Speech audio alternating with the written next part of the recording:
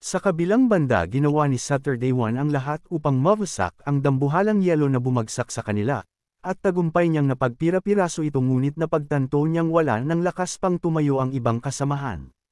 Napangiwit na lang siya habang pinagmamasdan ang nakahandusay na mga lalaki, hanggang mapalingon siya sa gilid at nakita ang dambuhalang apoy. Nagdudumaling tumakbo naman si Hakari patungo kay Saturday One at tinawag ang pangalan nito. Yuzisa pa ng babae kung ayos lang ba ang lagay ng kanilang mga kasamahan. Sinabi naman ng nanghihinang kasamahan na ayos lang sila sa kainatasan ang dalawa na magdumaling puntahan ang kanilang Captain Kuden.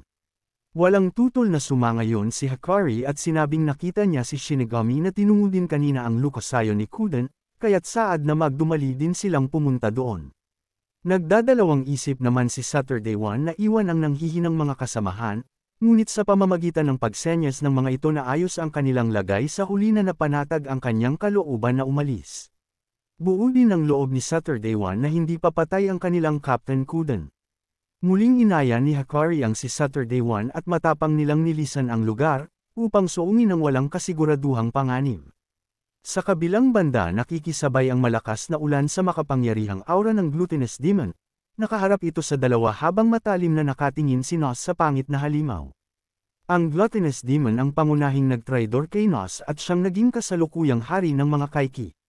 Aminado si Nos na imaante niyang ang pangit na ito ang mismong sumugod sa kanya, ngunit dahil matinding digmaan ang kanilang hinarap alam niyang hindi ito ang perpektong oras.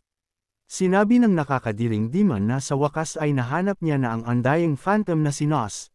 Matapos ang mahabang panahon na aniyay pagtatago nito sa kanila at pagkampi sa mga basura, saad pa niya na talagang hindi inaasahan ang bawat hakbang ni Nos. Ngumiti pa ang pangit na halimaw at inilabas ang parang pitang na mga ngipin, saka sinabing sa huli ay magagawa din niyang lamunin si Nos. Tahimik lang ang dalawa na nakapako ang tingin sa pangit na nilalang, habang naghahanda sa pagsugod nito sa kanila. Sa gitna ng malakas na ulan patakbong sumugod ang pusit na kalaban, kasabay nun ibinuga ng katawan nito ang animoy likidong kapangyarihan. Agad ginamit ni Shinigami ang Kuden-style Fajan Steel Sword upang salagin ang atake, sa lakas nito ay nahati sa dalawa ang itim na likidong paparating. Nasa isip naman ni Nos na kung ordinaryong Kaiki lang ang kanilang kaharap, paniguradong sa atakeng yun pa lang ni Shinigami ay natapos na ang laban. Ang kaninang nawasak na likido ay namuong muli at naging katawan ng pangit na demon. Inaasahan naman na ito ni Nos dahil kilala niya na ang nasabing halimaw. Agad napatalon pa atras si Shinigami nang mapagtantong nasa likuran na niya ang kalaban. Nakangising saad naman nito na malakas din ang ating bida dahil nagawa siya nitong hatiin sa dalawa. Kahit na hindi ganoon kalakas ang naging pag-atake nito, ngunit ramdam niya kung gaano ito maaaring makapaminsala na agad niyang pinagtakhan. Bigla namang natawa ang pusit na si Bilsei nang mapagtanto na dahil ito sa kapangyarihan ng undying phantom na si Nos, kaya't mas lalong nag-igting ang pagnanais niya na maging isa sila ni Nos. Parang demonyong inilabas pa nito ang dila na animoy natatakam, saka sinabing bilasan na nila ang laban upang magawa na niyang lamunin si Nos. Nandidiring tanong ni Shinigami kay Nos kung siraulo ba talaga ang halimaw na kaharap. Halata namang malakas ito ngunit hindi maintindihan ni Shinigami kung bakit nananatiling kalmado ang atmosphere nito. Napatanong pa siya kung hindi ba sila siniseryoso ng pangit na si Bilsei na isang abilidad ng pagiging malakas. Sinabi ni Nos na si Bilsei ang bastardong nagtraidor sa kanya matapos mangako ng katapatan, at hindi na mabilang ang nakain nitong Kaiki, tao, giant at malignant tumor. Sinabi pa ni Nos na sa ngayon ay kailangan nilang tumakas dahil sa kakulangan sa lakas, alam niyang delikado kung makakain sila nito dahil hindi na nila magagawa pang makabalik. Tanong ni Shinigami kung sa palagay ba ni Nos ay papakinggan niya ito, napabuntong hininga na lang ang Kaiki King dahil hindi lingid sa kanya ang katigasan ng ulo ni Shinigami. Ayon kay Nos may hangganan ng generative ability ni Bilsei kaya't plano niyang pagpira-piresuhin ito. Saad pa niya na ang abilidad na meron si Bilsei ay mula sa mga Kaiki na kinain nito, kaya't dapat ituring ni Shinigami na hindi lang isa kundi isang dosenang Frost Giant ang kanyang kalaban. Matapang na sinabi naman ng ating bida na ito ang matagal na niyang inaante. Ngunit sa isip-isip niya ay meron lang siyang isang pagkakataon upang pakawalan ang natatanging atake.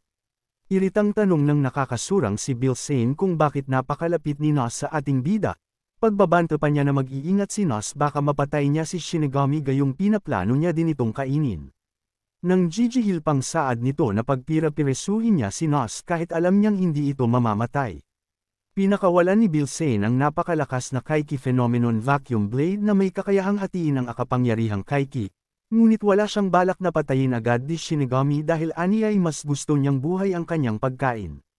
Agad naman iginiya ni Shinigami ang espada paunahan upang salagin ang atake, ay parang bula itong naglaho sa ere at hindi man lang nagawang dumaplis sa kanila.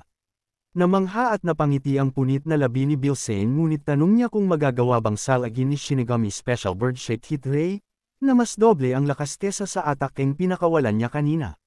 Bumuga ng malakas at malaking apoy ang palad ni Bilsane gamit ang Kaiki Phenomenon Firebird. Sa gitna niyon walang ibang pagpipilian si ang dalawa kundi gamitin ang kapangyarihan. Mabilis na tumubo ang matalas at mahabang sandata mula sa dugo ni Shinigami galing sa putol na kamay, at agad na isinalag ito sa paparating na atake upang protektahan ang nasa likurang walang malay na si Kuden. Ngunit ang mga kamay na ito ay binalot ng animoy lava kaya't naisip ni Shinigami na dahado siya sa malayuang pagtira, at kapag hindi siya nakalapit paniguradong wala siyang tayensa na manalo. Dismayadong sinabi ni Bilsane na hindi man lang ginamit ni Shinigami ang espada, at piniling panalag ang Blood Lance na talaga namang kinaiinggitan niya. Inilabas ni Shinigami ang pangmalakasan niyang espada habang papalapit din ang napakapangit na si Bilsane, tanan ng dambuhalang Kaiki Phenomenon Steel Sword mula sa likido niyang kapangyarihan. Nang makitang hindi na problema ang distansya sa pagitan nila, alam ni Shinigami na ito na ang perpektong pagkakataon. Patakbo niyang sinugod ng espada iwinasiwas ito sa ere, kasabay ng paggamit ng Kuden-style round dance sword na nagpira-piraso kay Bilsane. Hindi pa nakontento si Shinigami sa ginawa at mas pinag-igting ang level ng atake, hanggang sa halos maging giniling ang pusit na kalaban at humiwalay ang ulo nito sa katawan. Nagngangalit pa ang ngipin ng ating bida sa galit matapos magawa lure-lure ang katawan ni Bilsane matapos pagpuputulan ng ating bida. Malapot ito na parang likido, at bumuo ng matatalim na patalim mula sa malapot nitong katawan. Inatake nito si Shinigami nang walang tigil kaya nagkahiwa-hiwa ang katawan ng ating bida. Hindi niya magawang masangga ang mga iyon dahil sa dami ng umaataking patalim. Nang asar pa si Bilsane at sinabi na kung iyon na ba raw ang pinakamalakas na Kuden style. Pahabol pa na wala daw dong special. Natigilan ay Shinigami matapos mahati ang kanyang katawan sa dalawa. Bulagta ang kanyang katawan dahil sa matinding pinsalang tinamo. Nabuo muli ang katawan ng walang kamatayan na Gluttonous Demon at nagpas siya na itong kainin ng ating bida at si Nos. Lumikha si Bilsane ng malaking bibig sa kanyang kamay para malamon ang ating bida. Nang malapit na ito ay hindi naman pumayag si Nos at ginamit ang matatalim na scythe mula sa dugo ng ating bida. Pinapatayo ni Nos si Shinigami pero hindi na iyon magawa ng ating bida dahil nahati na sa dalawa ang kanyang katawan. Tumatawang nangungulit si Bilsane kay Nos at sinabi na masakit hindi ba, dagdag pa na mas mabuting magbait na lang ito. Galit na sumigaw si Nos at sinabi na mas mabuting mamatay na lang siya kaysa makain ni Bilsane. Naghanda ng matulis na likido sa kamay si Bilsane sabay itinira sa noo ni Nos. Salaysay ng pangit na Kaiki na ano pang sasabihin ni Nos bukod sa makain niya. Pinagpuputol ng Gluttonous Demon ang braso ng ating bida kaya nagkaputol-putol din si Nos. Sa isip naman ni Nos na wala man lang siyang magawa.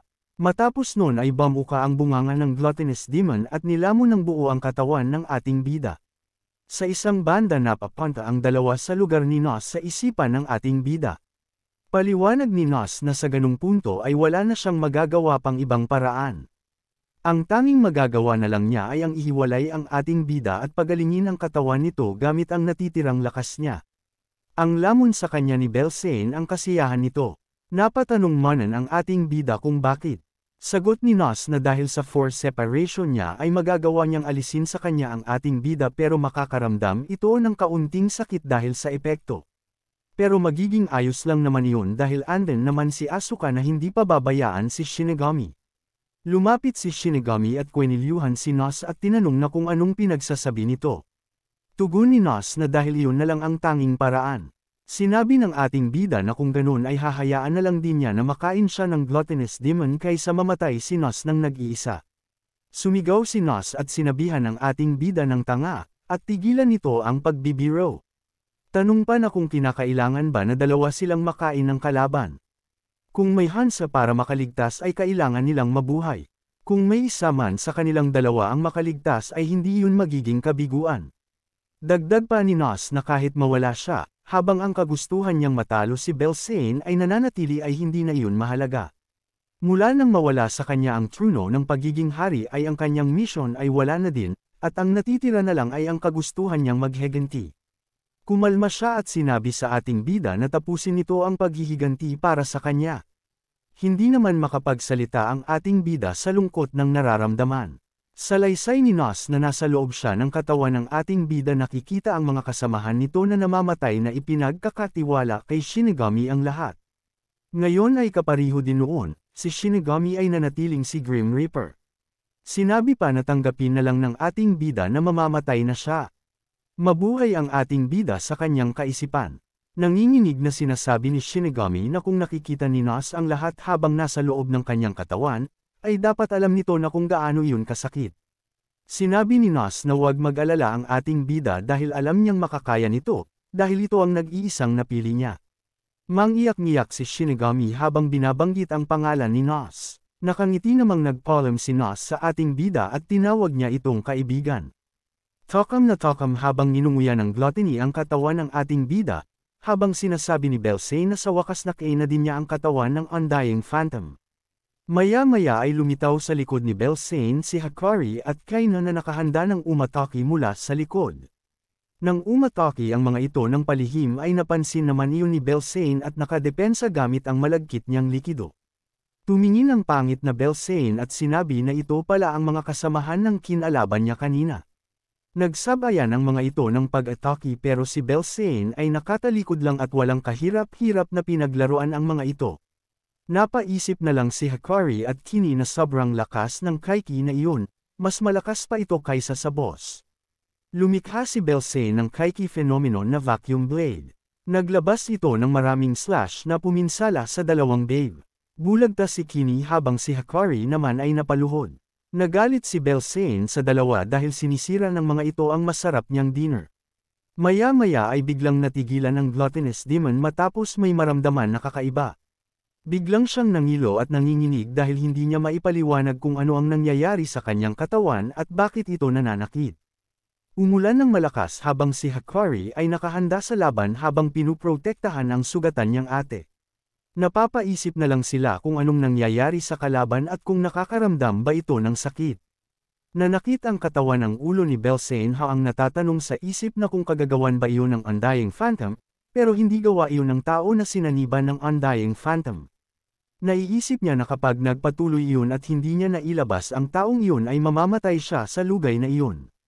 Maya-maya nga ay biglang lumabas ang ating bida sa katawan ng gluttonous demon ng buo ang katawan at walang pinsala, pagbagsak nito sa likuran ay wala siyang sinayang na pagkakataon, at nagsigawa kaagad siya ng Kuden-style demon crushing fist.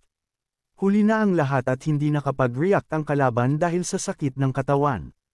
Sa lakas ng suntok na iyon ay nawasak na naman ang katawan ni Belsain. Dinukot niya ang katawan nito na malagkit habang naaalala ang sinabi niya kay Nos na tumatanggi siya sa gusto nitong mangyari. Hinayla niya ang maiit na si Nos mula sa katawan ng gluttonous demon. Bagsak silang dalawa habang nakatayo ang kalahati ng katawan ni Belsain. Nabuo muli ang katawan nito at galit na galit sa ginawa ng ating bida. Nakangiting pagmamalaki ni Shinigami kay Nos na kamusta ang ginawa niya. Marahil muntikan na iyon pero nagawa pa rin niya. Sagot ni Nos na tanga talaga ang ating bida.